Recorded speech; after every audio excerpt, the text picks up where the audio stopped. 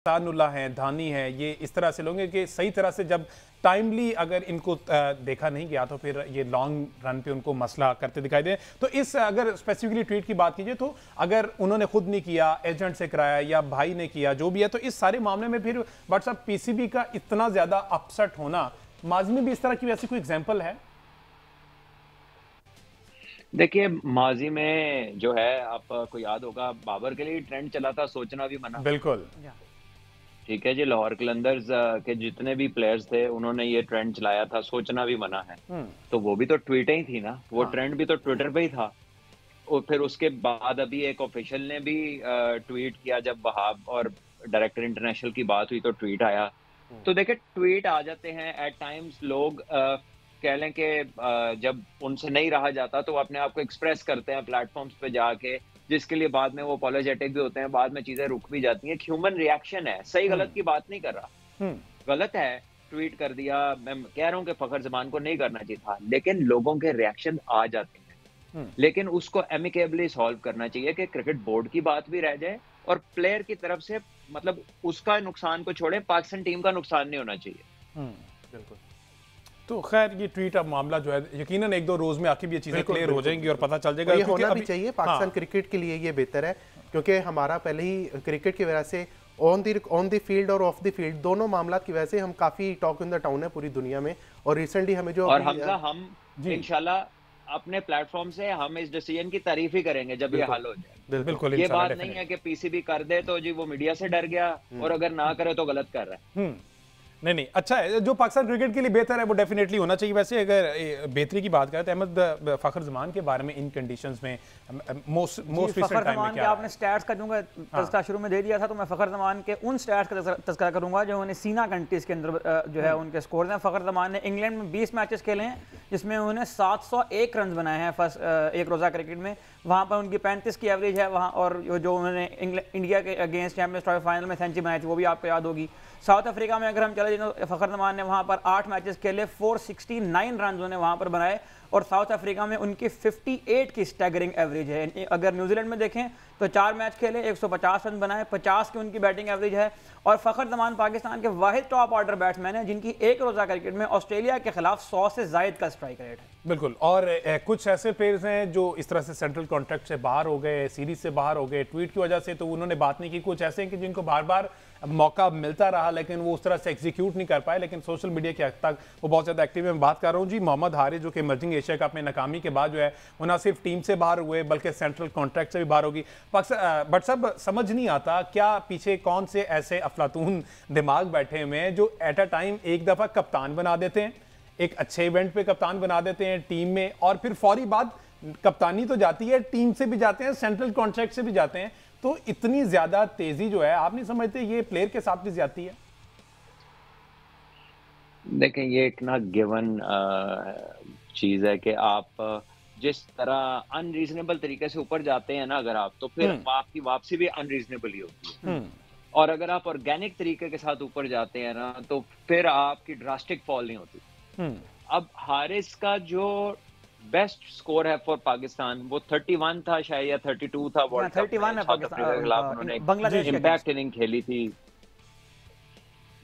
उसके अलावा मुझे बता दीजिए कि कहां पर कोई ऐसा एफर्ट है, मैच विनिंग एफर्ट है या कोई ऐसी चीज है। I like him as a cricketer, but वो जिस तरह की शॉटें मार के आउट होते हैं, जब वो ना सिचुएशन देखते हैं, ना स्कोर बोर्ड देखते हैं, और ना वो अपनी टीम में अपनी जिम्मेदारी को समझते हैं as a captain, as an opening batsman, तो unless he learns how to deliver, I think उनको सीखना पड़ेगा। फिर ये नहीं हो सकता कि वो कुछ भी ना करें और वो खेलते भी जाएं। मोहम्मद हारिस पर हम बात कर रहे थे, जिन्हें इमर्जिंग एशिया कप में कप्तान बनाया गया, वहां पर नाकामी के बाद न सिर्फ उन्हें टीम से निकाला गया, कप्तानी से हटाया गया, बल्कि सेंट्रल कॉन्ट्रैक्ट से भी बाहर कर दिया गया। भट्ट साहब ने भी कहा कि जनाब जब तक डोमेस्टिक क्रिकेट बेहतर नहीं होगी, कंसिस्टेंसी नहीं आएगी। तो अहमद सईद साहब जरा थोड़े से स्टैट्स शेयर करें मोहम्मद हारिस के, किस बिना पर इन्हें इमर्जिंग एशिया कप में जनाब कप्तान बनाया गया, और उम्मीदें तो ये भी थी कि ऑस्ट्रेलिया टूर में इसे कंसीडर किया जा सकता है। तो जरा स्टैट्स फर्स्ट क्लास के बताइएगा। सबसे पहले तो मैं इसी बात से आना चाहूँगा जो आपने ये कहा है कि दरमियान में कुछ खबरें आना शुरू हुई थी कि ऑस्ट्रेलिया के स्क्वाड के लिए मोहम्मद हारिस को लेकर जाया जाएगा, तो फिर हमने इसी स्पोर्ट्स फ्लिक्स के प्लेटफॉर्म से जो है वो ये बात की थी कि मोहम्मद हारिस को अगर आपने टीम में सेलेक्ट करना है तो यकीन वो जो क्राइटेरिया है टीम में सेलेक्ट होने का वो कॉम्प्रोमाइज़ होगा।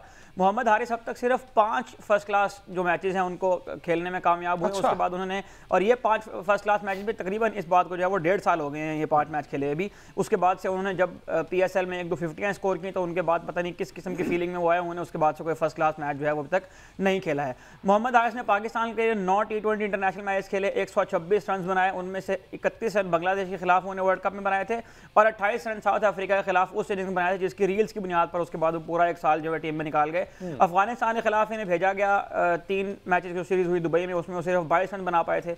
तो मोहम्मद हारिस जो है वो किसी किस्म की कोई ऐसी परफॉर्मेंस, किसी किस्म कोई ऐसी कंसिस्टेंसी का मुजाहरा उन्होंने नहीं किया और ये बिल्कुल ना समझ में आने वाली बात है कि वो 1.5 साल टीम के साथ भी रहे और इमर्जिंग एशिया कप के 2 बार जो है वो टीम में कप्तान बनकर भी गए। मैं क्लोजिंग करूं इसमें? हाँ, नहीं बिल्कुल जरूर। अच्छा हारिस पे बड़ी लंबी बात हुई है, छोटी सी बात जो है ना वो माइंड में रख लें हारिस के बारे में कि हारिस का जो बैक है ना वो बहुत स्ट्रॉन्ग है। अभी आपको आने वाले दिनों में शहीन का कप्तान बरकरार यही रहेगा।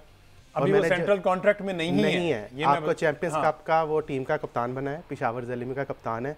अब पेशावर ज़ल्मी का मैंने नाम लिया तो अब मेरा ख्याल है समझ जाएं सारे के पीछे कौन होता है। इतनी स्ट्रॉन्ग लॉबीज होती है, उस पे आप खत्म कर बातों की एक बात कि पाकिस्तान क्रिकेट के लिए जो बेहतर हो, अगर इस तरह के जो बैकअप इस्तेमाल करके जिस तरह से अगर आप दोबारा से टीम में आएंगे और परफॉर्मेंस आपकी जीरो होगी तो जो क्रिकेट फैंस हैं वो आपको नहीं छोड़ेंगे, चाहे आप जितने मर्जी तगड़े हों और जितनी मर्जी सारी सूरत हाल हो, इसका कोई फायदा नहीं हो सकता। तो हारिस की अगर बात की तो मेरे ख्याल एक ही आकिब इनकी वो इनिंग थी जिसमें अटैकिंग इनिंग वर्ल्ड कप के दौरान साउथ अफ्रीका के खिलाफ 28 रन बनाए थे उस इनिंग्स के अंदर भी उन्होंने, जिसका बार बार तस्करा किया जाता है। कोई ऐसी कारकर्दगी नहीं है मोहम्मद हारिस की पाकिस्तानी टीम के लिए भी, और अगर PSL की बुनियाद पर भी आप बात करते हैं जिसमें उनको T20 टीम का हिस्सा बनाया जाता है तो PSL में भी उनकी टोटल मेरा ख्याल है कि 3-4 एडिशन उन्होंने खेले हैं। 3 ऐसी इनिंग्स हैं जो काबिल कदर इनिंग्स हैं, वो भी वक्फे से आती हैं। तो कोई ऐसी कंसिस्टेंसी नहीं है, कोई ऐसे स्टैट्स भी नहीं है, कोई ऐसे नंबर्स भी नहीं है। इमर्जिंग एशिया कप जिसमें वो कप्तान बनकर गए थे उसमें भी कोई परफॉर्मेंस नहीं थी। इस इमर्जिंग एशिया कप में उन्होंने 150 स्कोर किया, वो भी ओमान के अगेंस्ट। अहमद आपने जो है ना वो आपने स्टैट्स अभी से तैयार कर लें, अगले इमर्जिंग कप में भी यही कप्तान है तो अभी से उसके स्टैट्स वगैरह निकालने के इसने 20 पे आउट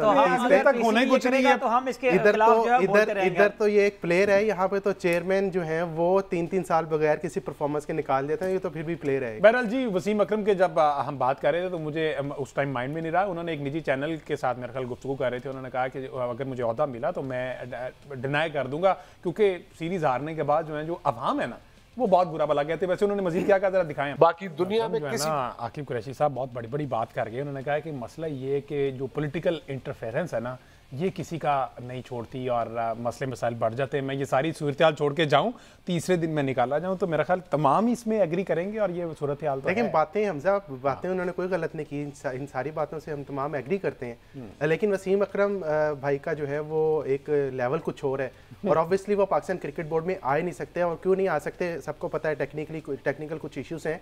तो वो ये जो ऑफर ऊफर वाली बात है ये मेरी समझ में सीधी बात है, मुझे तो नहीं पता चलता कि इनको PCB में कोई ऑफर हुई। हाँ, इनको PCB में एहसान मानी साहब ने रखा था, टेक्निकल कमेटी में रखा था। सिर्फ वो पाकिस्तान क्रिकेट बोर्ड की मैनेजमेंट कमेटी नहीं थी, वो आपकी क्रिकेट के मामला नहीं देखती थी, टेक्निकल कमेटी थी। तो एक रिपोर्ट के मुताबिक वसीम अकरम भाई जो है वो पाकिस्तान क्रिकेट बोर्ड का हिस्सा नहीं बन सकते। तो मुझे इस बात में मुझे समझ नहीं आ रही, लेकिन जो इन्होंने बातें की हैं ऑब्वियसली वो ठीक हैं, हमारे सामने ही है। पिछले आप 1-1.5 साल में देख लें 21 सिलेक्टर आपके चेंज हो गए, आपके 4 कप्तान चेंज हो गए, हेड कोच आता है 6 महीने बाद चला जाता है। तो ये तो जो है अनसर्टेनिटी पाकिस्तान क्रिकेट बोर्ड में है, इस चीज़ का सबको पता है, कोई इस चीज़ से डिनाई नहीं कर सकता। तो जो उन्होंने बातें की हैं बिल्कुल ठीक की हैं, लेकिन फिर वही बात आ जाती है कि हम जब दुआ करते हैं कि हमारी क्रिकेट ठीक हो जाए तो ज़्यादा बेहतर है। तो दुआ के साथ ही क्रिकेट ठीक होनी है, वरना जो ये सारे सर्कमस्टांसिस चाह रहे हैं ना कि एक दिन बाहर करते हैं अगले दिन उसको ले आते हैं। टेस्ट सीरीज में कप्तान आपका 3 साल 8 महीने बाद सीरीज जितवाता है, उसको सेंटर कॉन्ट्रैक्ट के आगे लिख देते हैं सब्जेक्ट टू कैप्टेंसी। तो इस तरह की चीज़ें खत्म होगी तो पाकिस्तान क्रिकेट